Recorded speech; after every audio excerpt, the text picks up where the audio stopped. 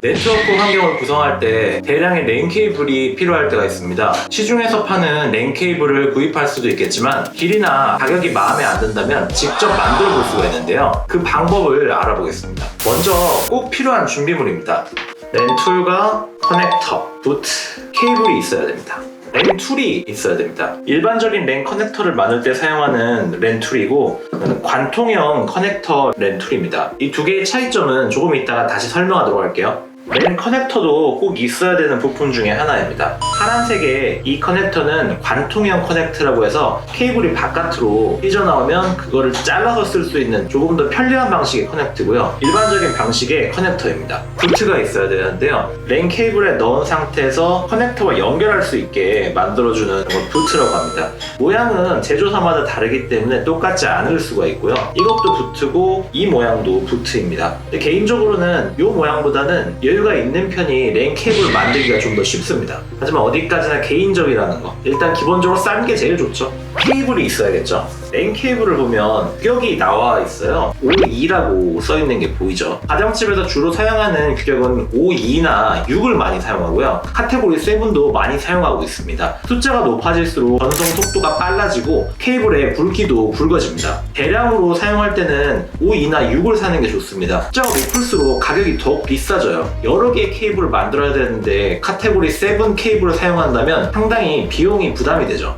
여기까지는 필수적으로 있어야 되는 부분입니다. 꼭 이건 있어야 랜 케이블을 만들 수 있어요. 랜 케이블 숫자가 많기 때문에 꼬이지 않게 해주는 가이드도 있으면 좋긴 합니다. 하지만 없어도 만들 수는 있어요. 필수는 아니지만 있으면 정말 편리한 것 중에 하나가 랜 테스터기입니다. 랜 케이블을 만들었는데 이게 작동이 제대로 되는지 안 되는지 확인을 해봐야 되겠죠. 랜 테스터기가 없다면 일일이 PC와 공유기를 연결해서 인터넷이 연결이 되는지 확인을 해봐야 되는데 그건 정말 번거로운 작업입니다. 하지만 이런 랜 테스터기가 있으면 케이블을 꽂아서 연결이 제대로 되는지 안 되는지 확인을 할 수 있는 겁니다.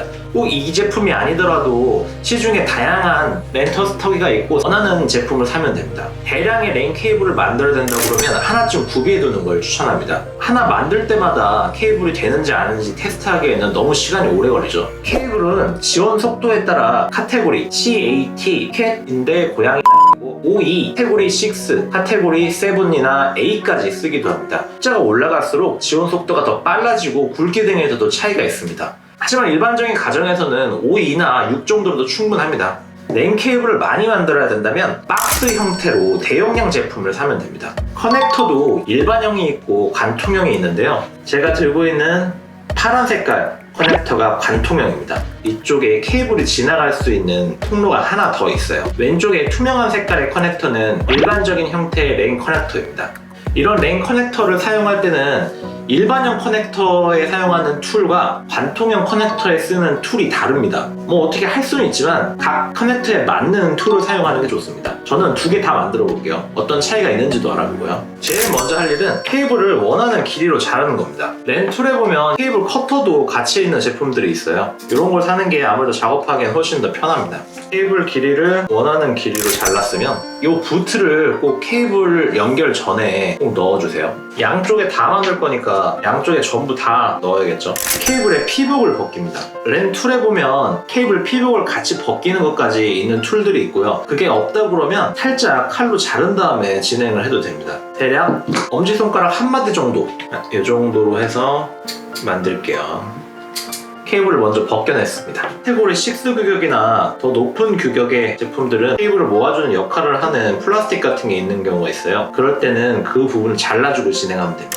케이블이 8가닥이 있습니다. 최대한 펼쳐주세요. 케이블 8가닥을 순서대로 이 작은 커넥터에 연결해야 됩니다. 조금이라도 순서가 어긋나거나 케이블이 제대로 들어가지 않으면 랜 케이블이 작동하지 않습니다. 케이블의 순서는 이렇습니다. 기억하기가 어렵기 때문에 저는 이런 식으로 하나를 만들어 놨습니다. 이걸 보고 그대로 진행을 해요. 앞뒤 방향도 있겠죠. 이 방향도 잘 봐야 됩니다. 아무것도 없는 쪽을 기준으로 해서 갈색 줄무늬, 녹색, 파란색 줄무늬, 파란색, 녹색 줄무늬, 주황색 줄무늬 이 순서대로 진행을 하면 됩니다. 색깔을 잘 봐주시기 바랍니다. 일반형 커넥터를 연결해 보겠습니다. 저도 보면서 하는 거예요. 그대로 똑같습니다. 부트 기준으로 해서 이쯤 자르면 얼추 길이가 맞겠네요.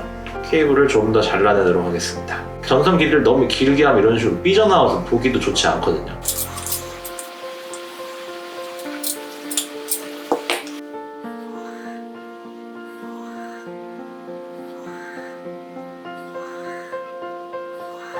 자, 제대로 잘 밀어 넣어졌는지 확인을 해주세요. 순서도 맞는지 잘 들어간 것 같네요. 이 상태에서 렌 툴로 찝으면 됩니다. 8P라고 되어 있는 게 있고 6P라고 되어 있는 게 있는데 8P에서 사용하면 됩니다. 6P는 전화선 써보신 분들이 있을 텐데 유선 전화선에 쓰는 규격이라 8P에 넣고 찝으시면 됩니다. 대부분의 렌 툴이 다른 방향으로 넣으려면 제대로 들어가지가 않습니다. 한 방향으로만 들어가요. 들어가지는 방향으로 케이블을 넣습니다. 꽉 눌러주세요.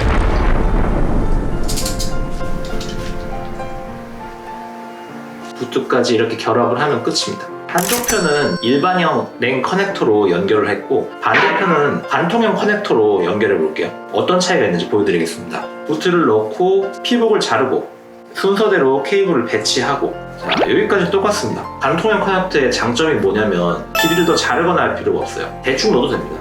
관통형 커넥터는 이렇게 선이 바깥으로 관통이 되기 때문에 케이블의 순서를 상대적으로 확인하기가 편합니다. 작업 속도도 그만큼 빠르게 할 수 있죠. 살짝만 넣어도 바로 관통이 되는 것도 있고요. 관통형 랜 커넥터를 이용해서 마무리를 하겠습니다. 똑같이 한 방향으로만 들어가기 때문에 그대로 진행하면 됩니다. 랜 커넥터를 줍습니다.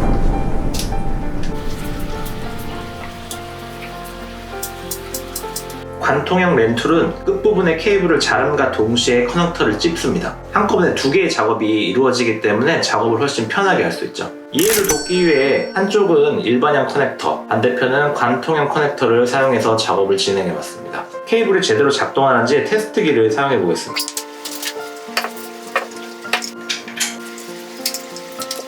테스트기를 사용했을 때 제대로 작동하는 걸 확인할 수 있습니다. 어느 쪽이 관통형이든 일반형이든 상관이 없습니다. 제대로 케이블이 연결만 된다면 랜 케이블은 역할을 하기 때문에 어떤 방식을 사용해도 좋습니다. 일반형 커넥터는 관통형 커넥터에 비해 작업 속도는 느리지만 가격이 좀 싼 장점이 있고, 관통형 커넥터는 가격은 비싸지만 일반형 커넥터에 비해 작업 속도가 훨씬 빠른 장점이 있습니다.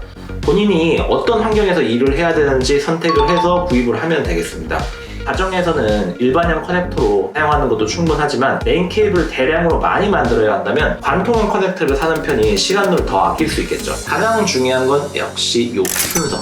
다시 한번 강조를 하고 끝내겠습니다.